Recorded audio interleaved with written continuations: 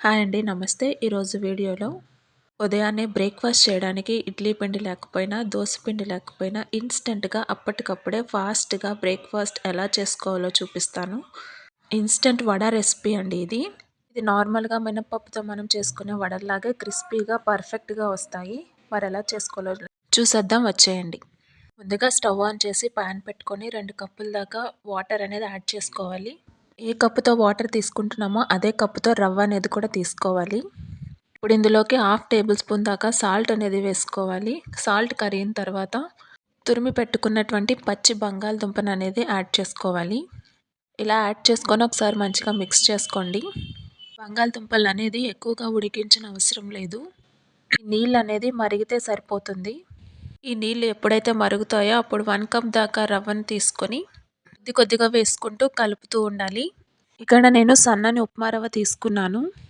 ఈ రవ్వ అంతా వేసేసరికి రవ్వ నీళ్ళనంతటిని పీల్చుకుంటుంది. పీల్చుకొని గట్టిగా అవుతుంది. మంటను లో ఫ్లేమ్‌లో పెట్టి కలపాలి. ఈ విధంగా అంతా దగ్గరికయ్యి సాఫ్ట్‌గా అవుతుంది రవ్వ అనేది. ఈ విధంగా అంతా ఒకసారి మంచిగా మిక్స్ చేసుకోవాలి. ఈ విధంగా అంతా బాగా కలుపుకున్న తర్వాత స్టవ్ ఆఫ్ చేసి మూత పెట్టి రవ్వ అనేది చల్లారేంత వరకు అంటే కలుపుకోవడానికి వీలయ్యేంత వరకు మూత పెట్టి పక్కన ఉంచాలి. ఒక ప్లేట్‌లోనికి తీసుకోవాలి. ప్రాసెస్‌లో చేయడం వల్ల మనం ఫ్రై చేసినప్పుడు పైకి బొంబాయి రవ్వ కనపడకుండా మినప్పప్పు వడలలానే కనిపిస్తాయి.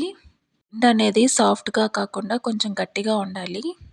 ఇప్పుడు ఇందులోకి కొద్దిగా ఉల్లిపాయలు, సన్నగా తరిగిన అల్లము, 3 దాకా సన్నగా తరిగిన పచ్చిమిర్చి ముక్కలు, తరిగిన కొత్తిమీర ఆకులు, అలాగే సన్నగా తరిగిన కరివేపాకు, సన్నగా తరిగిన అల్లము వీటన్నిటిని ఒకదాని తర్వాత ఒకటి ఇందులో యాడ్ చేసుకోవాలి.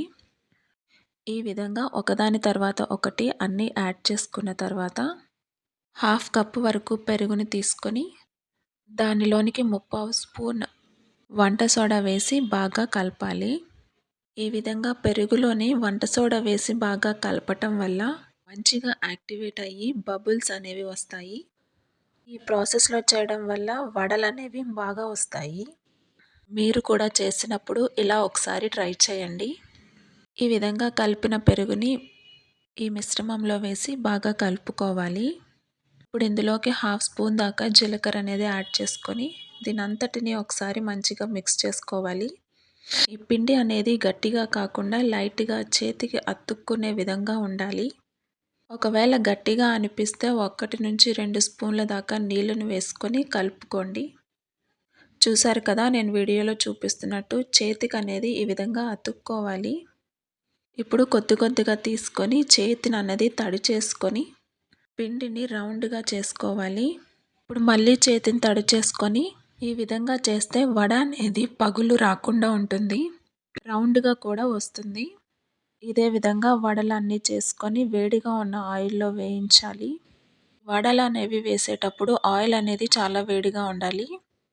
ఈ విధంగా అన్నీ వేసిన తర్వాత వెంటనే టర్న్ చేయకుండా 2-3 నిమిషాలు ఉంచిన తర్వాత టర్న్ చేసుకోవాలి. మంట అనేది మీడియం ఫ్లేమ్‌లో ఉంచి ఫ్రై చేసుకోవాలి. హై ఫ్లేమ్‌లో ఫ్రై చేసుకుంటే లోపల పచ్చి పచ్చిగా ఉండి పైకి ఫ్రై అయినట్టు కనిపిస్తాయి. మధ్య మధ్యలో టర్న్ చేస్తూ వడలనేవి మంచి కలర్ వచ్చేదాకా ఫ్రై చేసుకోవాలి. చూసారు కదా ఎంత మంచి కలర్ వచ్చిందో. ఈ విధంగా కలర్ వచ్చిన తర్వాత వీటన్నిటిని సర్వింగ్ బౌల్‌లో తీసుకోవాలి. వేడిగా ఉన్నప్పుడే వీటిని తీసుకుంటే క్రిస్పీగా ఉంటాయి. చాలా బావుంటాయి. చల్లారే కొద్దీ ఇది క్రిస్పీనెస్ అనేది తగ్గిపోతుంది. కనుక వేడిగా తినడానికి ట్రై చేయండి. దీన్ని ఏ చట్నీతో అయినా తీసుకున్నా సరిపోతుంది. నేను టమాటా చట్నీతోని సర్వ్ చేస్తున్నాను. అంతే అండి. ఎంతో క్విక్‌గా అయిపోయే బ్రేక్‌ఫాస్ట్ రెడీ.